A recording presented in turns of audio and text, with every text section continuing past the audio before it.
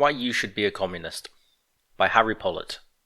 First published in 1945 by the Communist Party of Great Britain. When we got the news that the first atomic bomb had dropped, I think most of us realised that this was something new among all the tremendous events of this long war. Here, helping to close the war with amazing swiftness, is discovered a source of power far more destructive than anything seen in the worst blitzes and fly bomb raids. With 3 or 4 powerful bombs, the scientists tell us, it should now be possible to devastate the largest cities in the world, to wipe out at a stroke the work of 2,000 years of civilization. And on the other hand, they say it should be possible before very long to use this newfound source of energy to replace many of those we now use, such as coal and water power. It should be possible, provided the scientific effort goes ahead at wartime speed, to lighten the lot of the world's people to a degree never dreamed of before. For the first time, ample leisure and a good standard of living could be the birthright of every child, whether it is born in Glasgow or Wigan, New York or Bombay. Which is it to be? Is the incalculable power which man now has over nature to be used to desolate the world, or to elevate its people to a vastly higher level of civilization? The answer depends upon the common people, above all upon the leaders of the common people, the organised working class. The workers, at any rate, are not indulging in any laments for the world of the past that has now been brought to an end by the atomic bomb, the world of slums and unemployment, of Belsen and Buchenwald, Cayenne and Okinawa. They do not want to hold back science, but to control it to make life richer and happier. And they are grimly determined that never again can another great war be allowed to start where this one left off. The unity of the great powers for peace has become the most immediate, direct interest of every family in Britain. More and more, people are coming to realise that these tremendous natural forces cannot be left to the private control of privileged individuals and privileged classes without wrecking the world in which we live. Never has the contradiction been so glaring. On the one hand, the immense state-organised, coordinated effort of scientific and technical development, overleaping frontiers, employing the resources of 3 continents and involving a government expenditure of no less than £500 million to solve in 3 years, a problem that would have taken 2 or 3 generations in normal times. And this immense achievement of social organisation takes place in a society which, because of its very wealth and productive power, hangs today on the brink of a fearful economic crisis, a society which has never yet been able to organise such a great scientific drive for peacetime uses, and whose internal strains and stresses continually threaten new and more fearful wars to solve the difficulties of the profit-making class. The war against fascism has brought new millions into the struggle for socialism, to win a country and a world organised for the happiness of the people. This has long been the conscious aim of the working class movement throughout the world, especially of the British working class movement.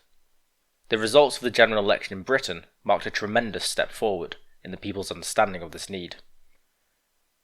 To realise how gigantic this victory is for the working class, just contrast the general election at the end of the People's War in Europe in 1945 with that at the end of the Imperialist War in 1918.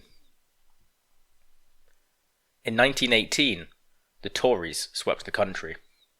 Now, there have been tremendous labour gains, and the Tories have been swept aside. The result further bears out the propaganda that our party has constantly carried on against the defeatism that expressed itself in the phrase, "It will be the same after this war as it was after the last." New life opens before the people of Britain. During the whole of our lifetime, despite a high degree of political consciousness among advanced sections of the workers, the mass of the people have time and again been taken in by the crude propaganda of the reactionaries. This time, reactionary propaganda has failed. An immense advance has been registered which should fill every working man and woman with a new feeling of tremendous pride, confidence, and strength. The people have learned much during the war. They have learned their own power and ability, and have time and again demonstrated them under the most difficult wartime circumstances. They want to share in peacetime in the administration of things. They want to play their part and have their say. In the experience of a Labour government, the Labour movement will learn more rapidly than ever it could, with Labour in opposition, without responsibility. Labour's immediate tasks. When the new House of Commons met after the election, the King's speech outlined a far-reaching and comprehensive programme of democratic and social reform, which has been warmly welcomed by the entire Labour movement and by the widest sections of public opinion. The demands of the transition from war to peace have made necessary a very great speeding up of the plans for demobilisation and for the conversion of industry from war to a peace basis. Only planned reconstruction and government initiative can ensure that the cessation of war orders shall not lead to widespread unemployment, and that the full strength of industry shall be turned to the production of the essential peacetime goods urgently needed by the people. In the transition, steps will be necessary to protect the wages and rates of the workers, so that the passage from war to peace should not be accompanied by a loss of earnings. This will require the immediate raising of wages in the lower paid peacetime industries, especially textiles, clothing and distribution. The speedy establishment of the principle of equal pay for men and women workers, the raising of unemployment benefit, and large-scale industrial training schemes. The Communist Party sees in the programme of measures set out in the King's speech the immediate objective before the Labour movement. The fulfilment of this programme will constitute a landmark of progress and prepare the way for the further advance to socialism. The Tories are not finished. We should make a very big mistake, however, if we thought that the forces of Toryism and reaction were finished. They have had a big defeat in the parliamentary field, but we cannot measure the strength and resources they still have by the 200-odd hard faces in the House. Where is the real strength of Toryism and reaction to be found? Number 1. In the ownership of industry, the lands and the banks. The employer in a privately owned industry has considerable power to sabotage a Labour government. He may attempt to do this in a crude way, by refusing to produce at all. For example, at least one firm which was proposing a takeover of a government factory for war work has changed its mind because of the Labour government.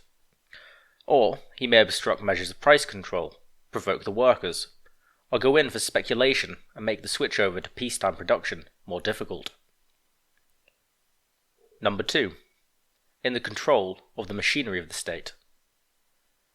The Tories are still strong among high army officers, the higher civil service, the ambassadors and diplomats, the police force. Moreover, the layout of Parliament itself, with its two houses and the methods by which bills are passed through them, is advantageous to the Tories. In the House of Lords, the majority, despite a handful of peers created by the Labour Party, are landowners and representatives of the old aristocratic families, or leaders of the big monopolies and financiers, or both at once. The power of this House to delay legislation may be skillfully used to make difficulties for a Labour government. Number 3. In its influence over the minds of the people. Toryism still has 10 million voters to Labour's 15 million.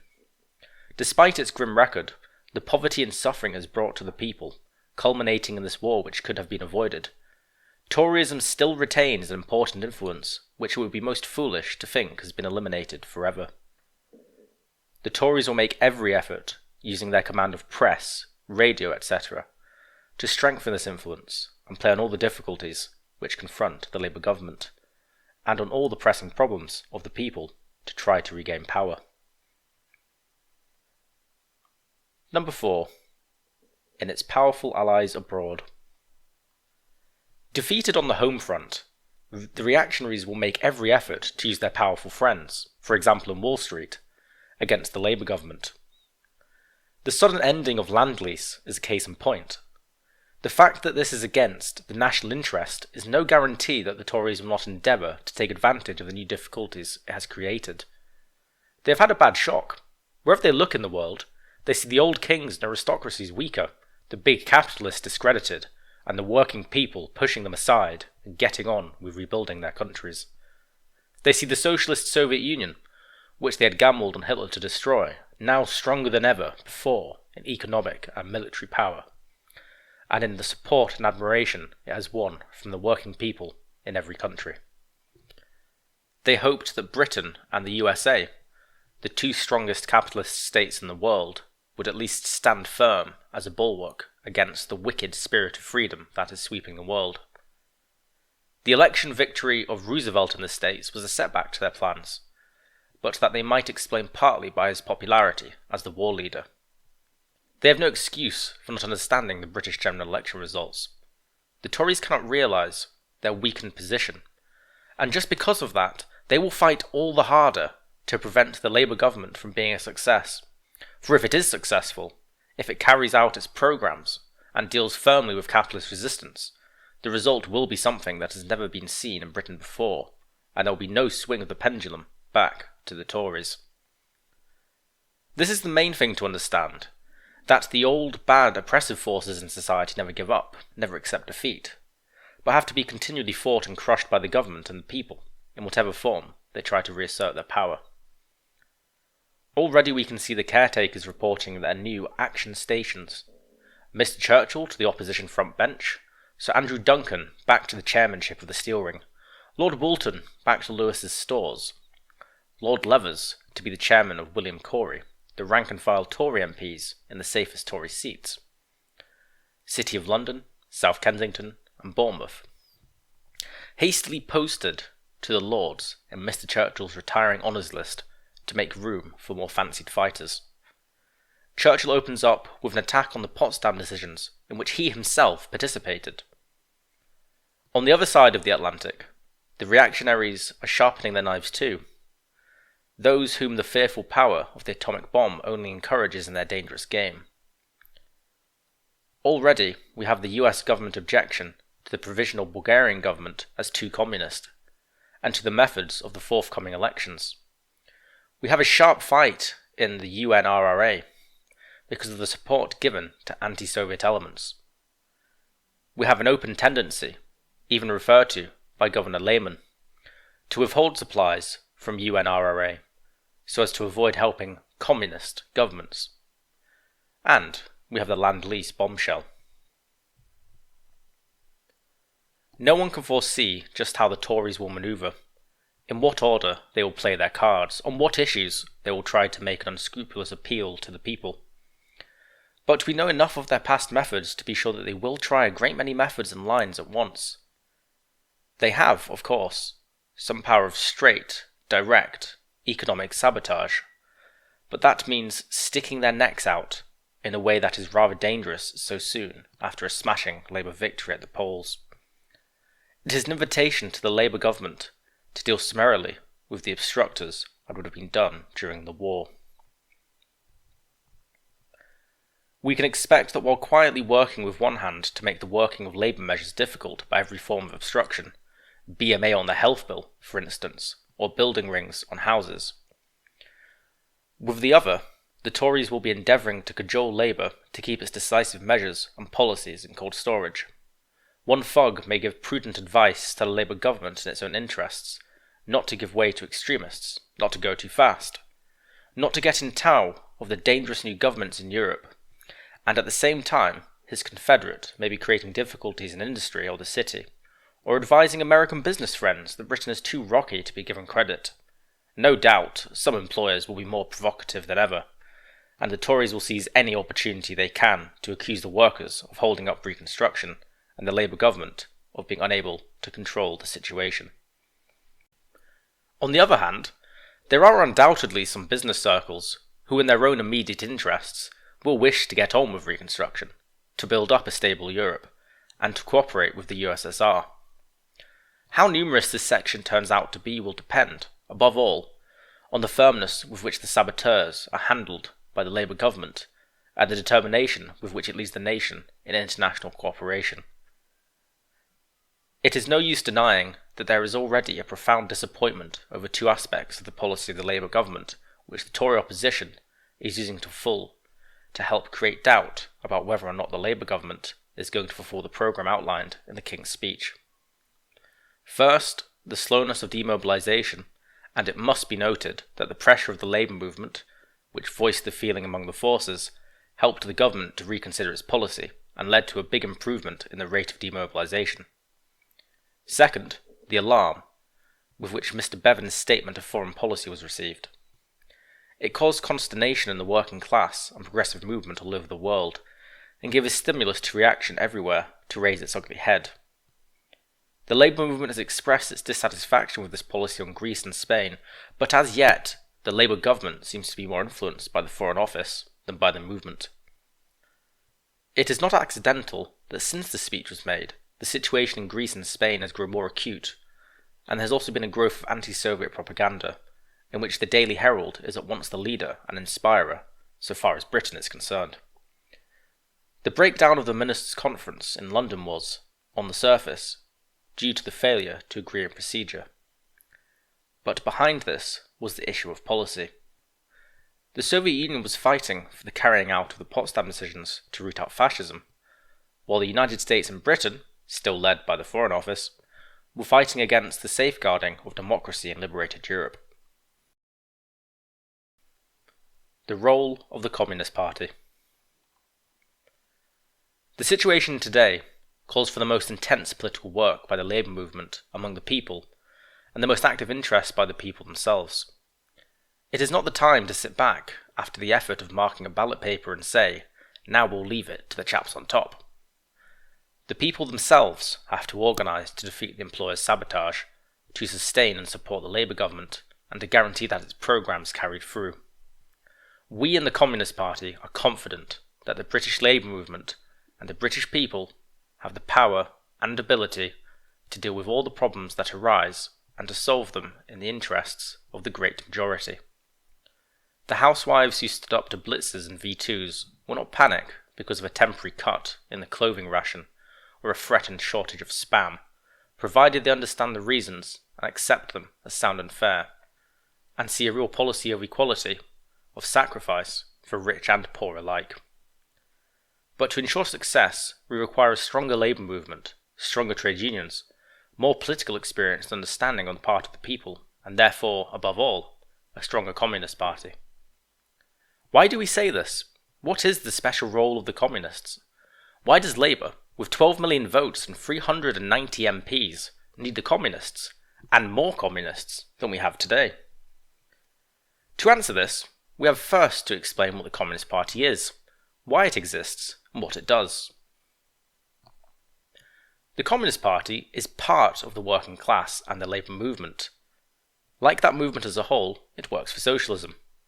In the first document of communism, the Communist Manifesto, issued now nearly 100 years ago, Karl Marx and Friedrich Engels expressed the special job of the communists in a way that is still true today. The communists have no interests separate and apart from those of the proletariat as a whole. The communists are distinguished from the other working class parties by this only. 1. In the national struggles of the proletarians of the different countries, they point and bring to the front the common interests of the entire proletariat, independent of nationality. 2. In the various stages of development which the struggle of the working class against the bourgeoisie has to go through, they always and everywhere represent the interests of the movement as a whole. The communists, therefore, are on the one hand, practically, the most advanced and resolute section of the working class parties of every country. That section which pushes forward all others. On the other hand, theoretically, they have over the great mass of the proletariat the advantage of clearly understanding the line of march, the conditions, and the ultimate general results of the proletarian movement. The communists, from Marx and Engels onwards, have certainly been the most advanced and resolute in the practical day-to-day struggles for reforms. Marx and Engels were outstanding leaders in the fight for workers' votes, for the 8-hour day and trade union rights, and for wage increases. In our own time, we can say with pride that in every struggle to improve wages, to fight unemployment, to win better old age pensions, the communists have been there. Today, communists are playing a leading part both in the workshop and on the executives of almost all of our big trade unions, and proving themselves at every point among the boldest, most determined and skillful fighters for the everyday interests of the workers, and not only at election times. But what about the other points mentioned?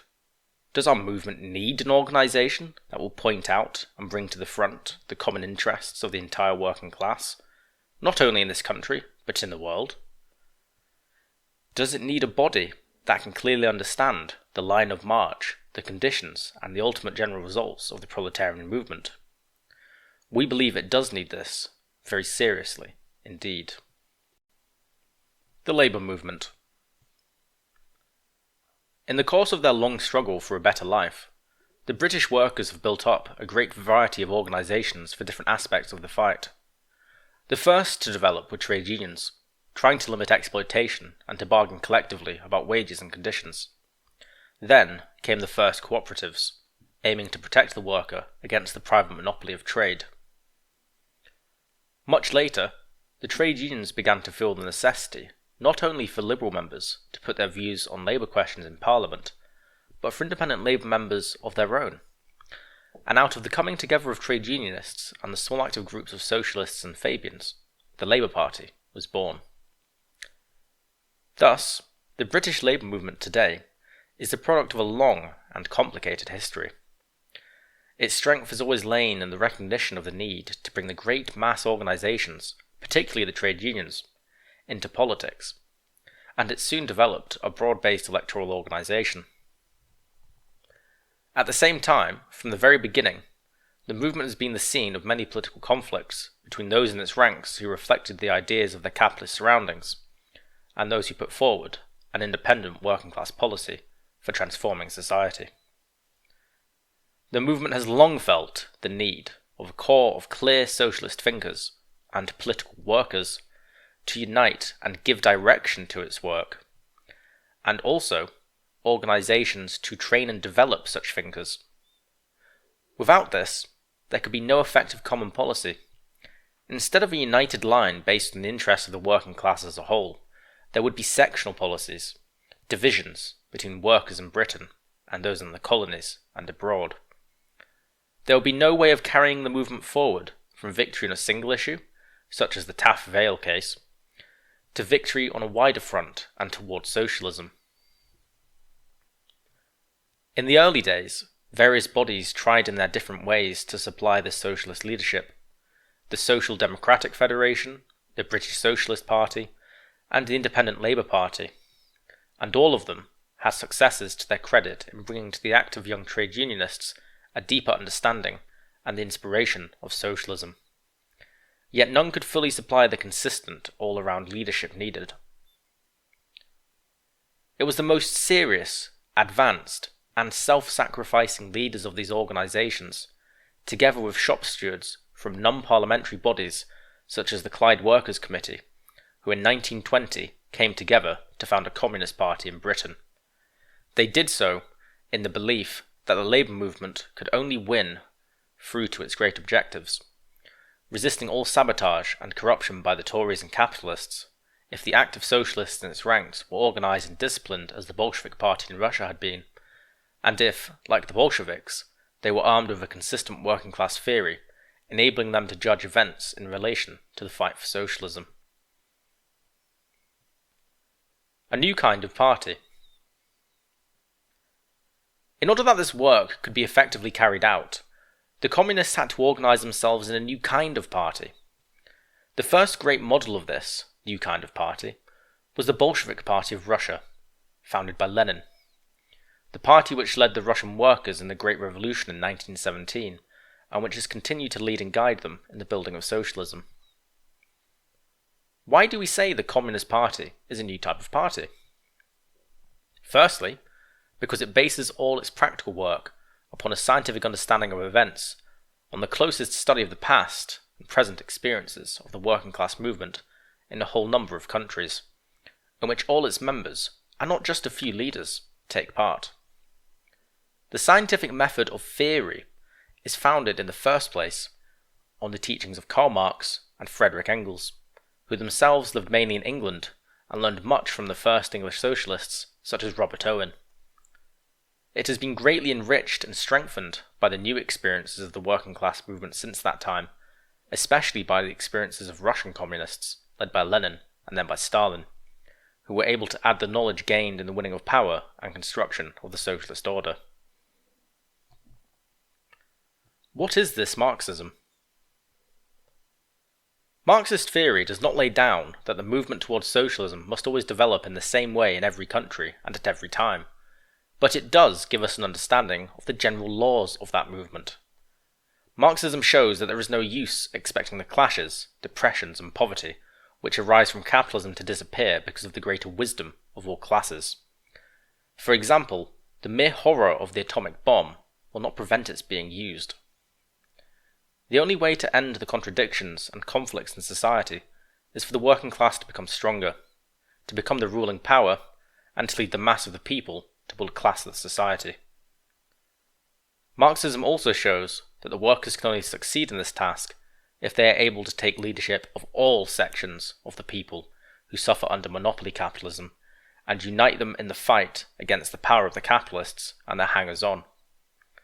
This includes not only the workers and middle class in one's own country, but the workers of every country. Workers of all lands unite is not just a phrase to the Communist Party, but the guiding line of its own work. That is why the Communist Party continually gives help and support to the struggles for national independence of the people of India and other colonies exploited by British capital. The people of Britain cannot be free, while their rulers defy all freedom to hundreds of millions in India and Africa. Why Marxism is important. But is it really so important to have a consistent scientific theory on the basis of which to study history and decide our policy? Even today, in the age of the atom bomb, there are plenty of people who sincerely believe that socialist politics is a matter of common sense, instinct and platform manner, not of science. There is many an honest labour worker who sees quite clearly that to advance the cause of the working class you must have good organisation, dues should be paid regularly, rules of business adhered to, and decisions conscientiously carried out in a disciplined way. But a revolutionary Marxist theory is something for which, quite sincerely, he does not see any need. Communists are, of course, among his best election helpers, speakers, and canvassers, but he doesn't know why this is. He thinks only what a pity it is that the communists have hung round their necks this theory, which caused the labour leaders to do everything that they can to prevent any kind of unity. What an unnecessary squabble about a mere theory. We communists say that unless the labour movement is armed with a scientific working class understanding of history and politics based on the class struggle, its members will not maintain their unflagging energy and enthusiasm. What is worse, it may easily become the tool of the capitalist class in their efforts to sidetrack and continue to oppress the workers. This may sound a hard thing to say, but all experience shows us that in the absence of theory of their own, the workers' leaders have continually to take over theories devised by and helpful to the other side, which are, as it were, in the very air in a capitalist country. You cannot in practice lead a movement for victory without ideas. The question is, are they to be the ideas of capitalism and imperialism, or the ideas of socialism? For many labour leaders, their idea of socialism is one which leaves untouched the fundamental questions of abolishing the exploitation of man by man, of ending the systems of rent, interest and profit, and the holding down of colonial peoples. This conception of socialism is limited to one of nationalisation with compensation. This conception of democratic gradualism is one that leaves the capitalists free to overthrow democracy before any fundamental changes are made. This attitude is not one of a mere academic interest to the labour movement. It is of vital importance. The Communist Party fully supports the policy of nationalisation as laid down in the Labour Party's programme, and will resolutely rally the entire working class and progressive sections of the people to demand it is carried through with the utmost speed. It will fight every vested interest that in any way opposes this programme or tries to bring pressure to bear on the Labour government, either to water down or delay the carrying out of the policy for which the people voted at the general election. It will do this not because this programme represents socialism, but because it is essential to meet the needs of the people and the nation. It weakens the power of the capitalist class, and alongside the political experience of the people in securing their immediate aims, it hastens the development towards the winning of complete political power and the establishment of socialism. It is this difference in outlook which explains why in the past and at the present time, sections of the capitalist class have assisted social democracy, because they recognised in it the lesser evil to that of communism, which has declared and openly declares as its final aim the establishment of a socialist, classless society in which the exploitation of man by man for private gain has been abolished, with all the resultant changes that follow from this from a political, economic, and social standpoint. It is the difference between the opportunist outlook of social democracy and the Marxist outlook of communism. How the Marxist outlook helps. Time and again, their grasp of Marxist theory has enabled the communists to give the correct lead when the labour movement was being drawn, against its own best interests, into support of policies which would have assisted the fascists and enemies of the working people. This came out very clearly in 1931. The Labour government was faced with a very difficult question: what to do when a slump was overwhelming this country and the world? Those men who were becoming traitors to the movement, MacDonald and Snowden, did not act without a theory. They acted very completely on the theory that was handed out to them by the Bank of England and the City, i.e., cut wages and economise. How disastrous that theory was, we know full well. But we cannot get away from the fact that if our movement had had as clear an idea then of how to deal with a slump as it has today, and how to put Britain's industries back on their feet, MacDonald could never have got away with it. The 1931 election would have produced as big a landslide for Labour as 1945 has, and all the misery of the Hungry 30s, and the war itself, could have been avoided. One party said then that the way forward lay not in accepting, but in resisting wage cuts and social service reductions. Instead of the means test, we raised the slogan, "Work or full maintenance." We campaigned for large-scale schemes of national development to combat the depression, and it was our party that led employed and unemployed workers, including black-coated workers, teachers, civil servants and so on, to fight together to maintain living standards. In 1936, the Communists were the first to show the tremendous importance of the Spanish people's struggle against fascism, and to declare that non-intervention was a wrong, dangerous policy. Labour at first supported non-intervention, but later events proved the correctness of our slogan, "Arms for Spain," and Labour ceased to give its support to the non-intervention farce. The Communists again have been the most consistent fighters for unity between the unions, and have fought against breakaways and disruptive movements. The Communist Party has been the most consistent and determined opposition to fascism since this ugly menace first raised its head. Our fight for the peace alliance before the war, especially, for closer relations with the Soviet Union, could have prevented the war ever breaking out. During the war, we continued to fight against the Munichites, the Tory friends of fascism, and for an alliance with the Soviet Union, which was at last realised in June 1941.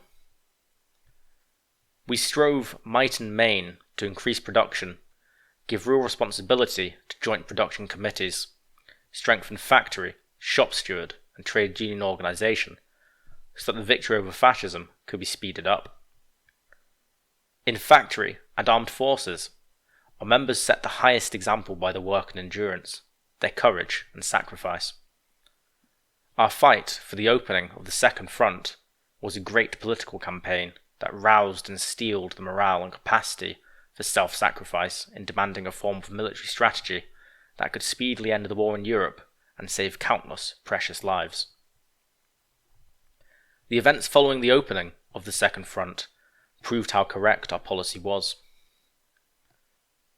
The Communists have been the consistent champions of friendship and unity with the USSR, and had every kind of slander and abuse thrown at them for this by the capitalists and those who voiced their ideas within the labour movement. How right we were, the triumph over fascism has shown, yet it is already clear that as long as capitalism exists, we have to go on with this fight.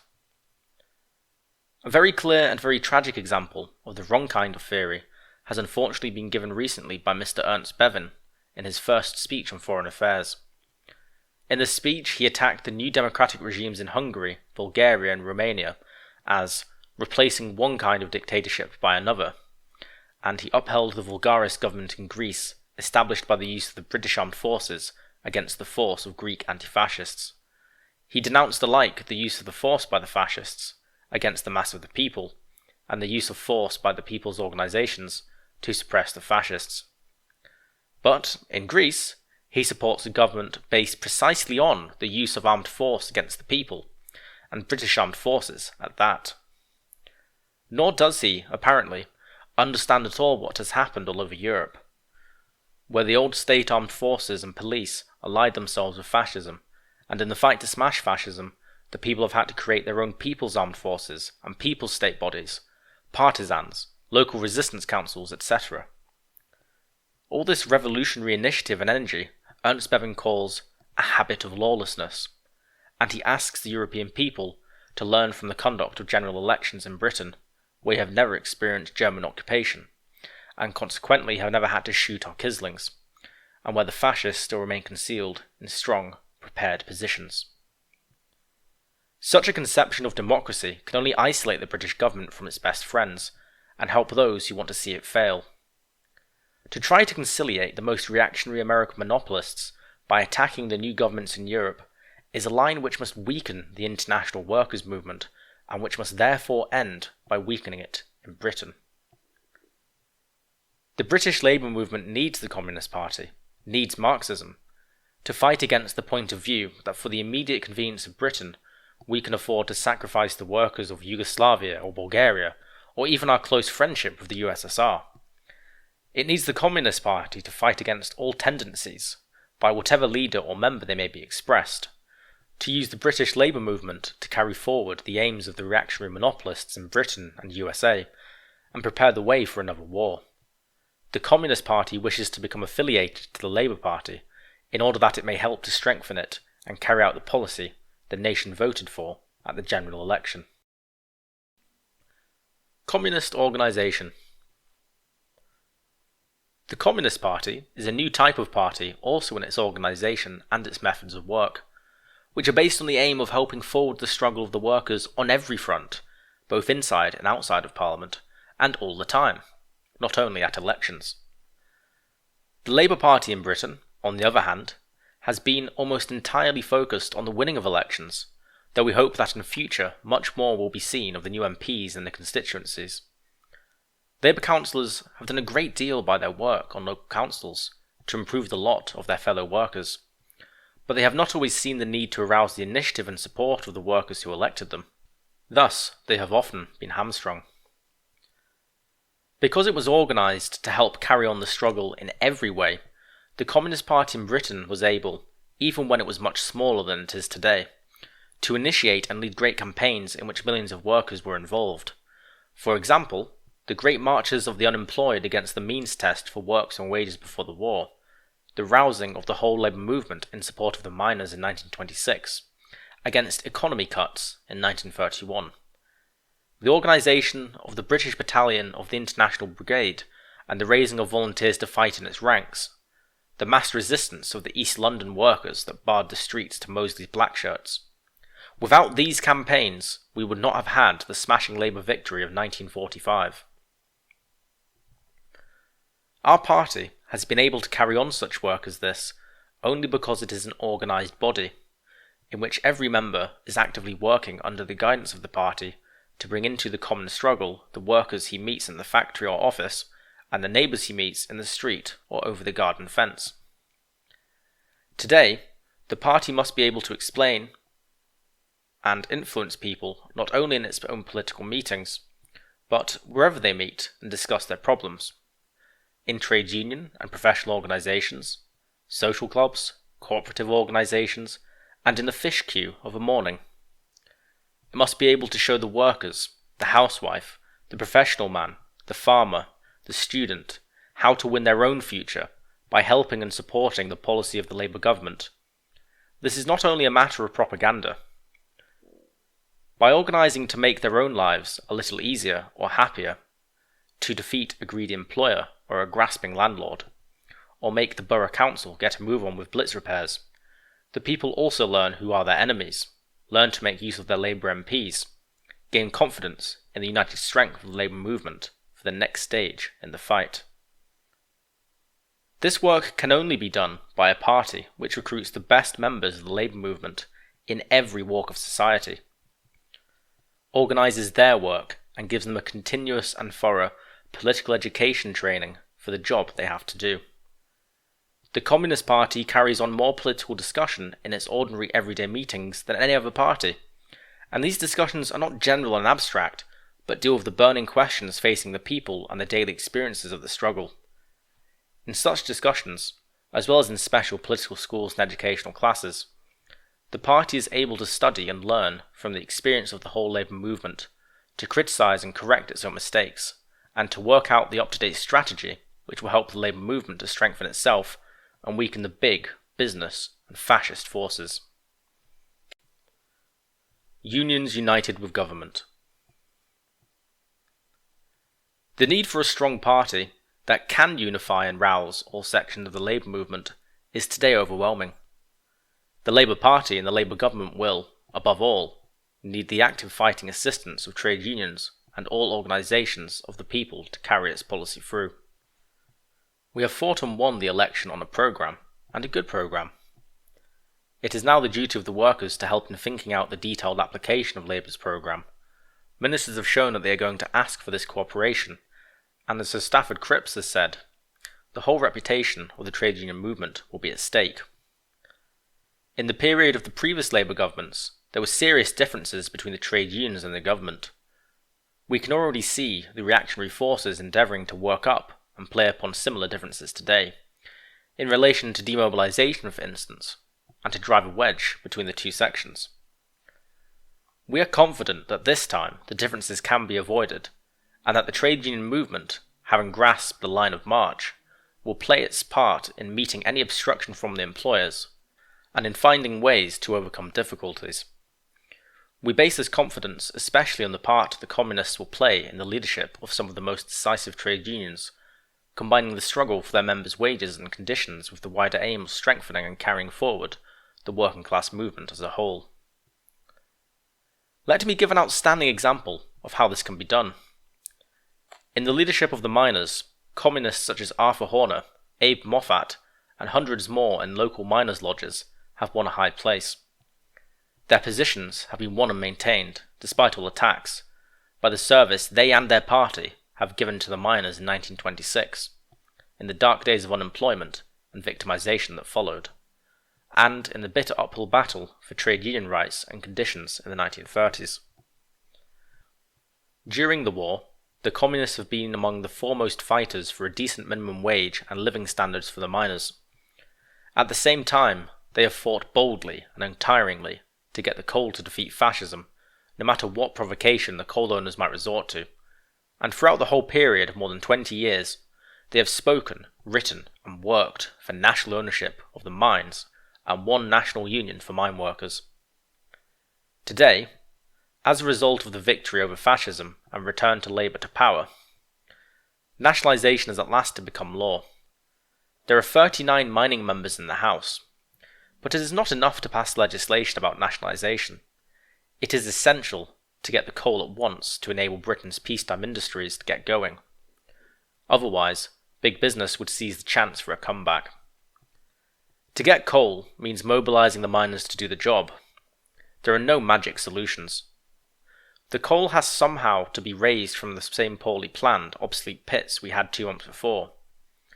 Only the initiative of the workers can overcome the bottlenecks now and eventually transform the industry.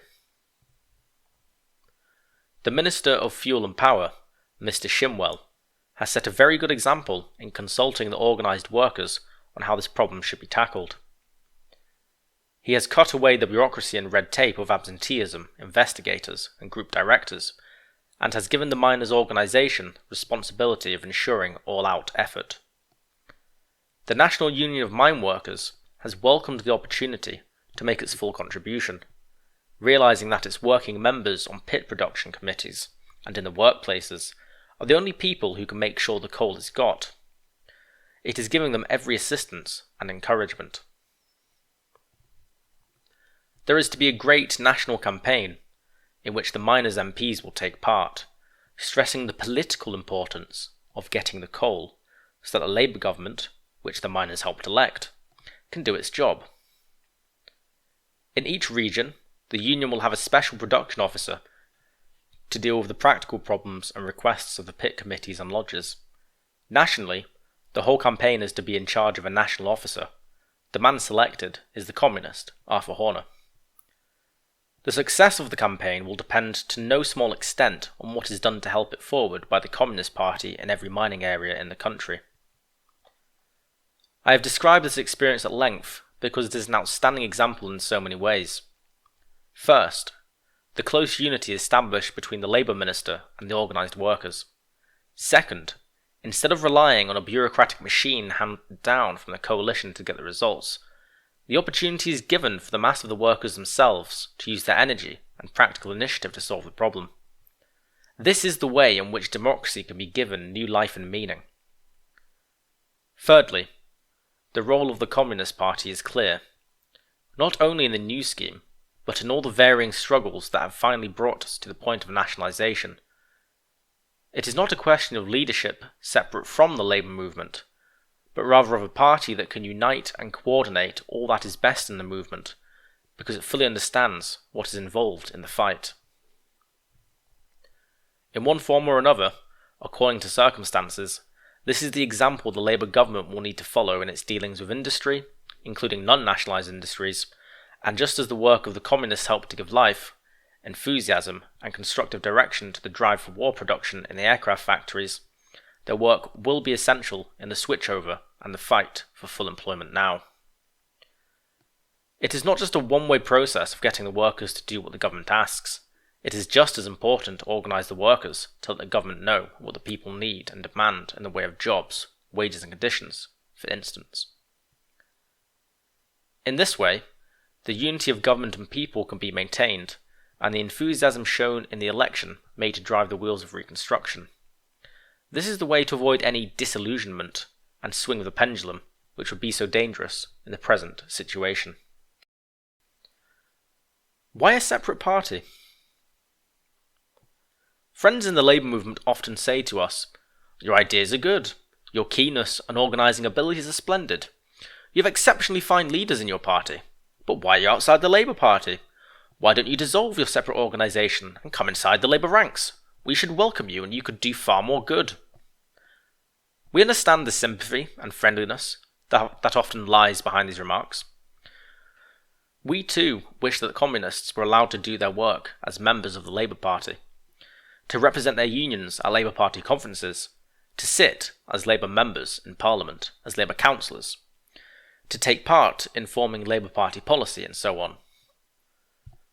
We shall not be satisfied until this is achieved by affiliation of the Communist Party to the Labour Party and removal of the ban on communists representing their union in all Labour Party activities.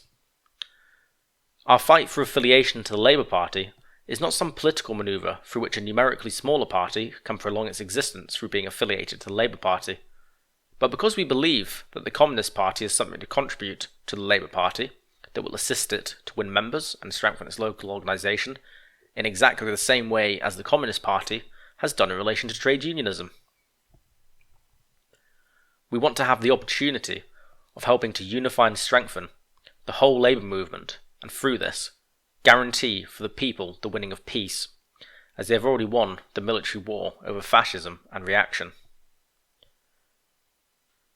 It is the recognition of this fact that has prompted some of the most important trade unions in Britain to support this policy, and added significance is given to this fact because they are precisely these trade unions which took the first steps towards the creation of the Labour Party itself.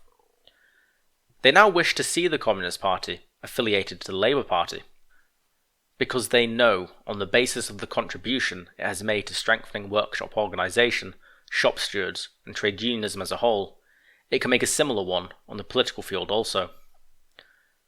But we want to be there in our own right, in a position to make our full contribution as an organised group based on Marxism, and not merely as individuals. It would be little use having the communists inside the Labour Party if they were forbidden to continue Marxist discussion and propaganda, if the working class paper were to disappear, if those who were too consistently friendly with the Soviet Union were liable to be expelled. You cannot have exceptional political ability, devotion and steadfastness which you find in the Communist Party members without the party that trains and maintains it. You cannot fight against weakness and division for working class discipline unless that discipline is based on real understanding. Suppose we were to scrap our party organisation tomorrow. No more daily worker, or perhaps a daily worker brought up by Odoms. And what has happened to the Daily Herald since Odoms got it is surely a salutary lesson. No more flow of political pamphlets explaining the up-to-date tasks of the working class in a simple language. No more systematic training in Marxism for the leaders of the workers in the trade unions and cooperatives.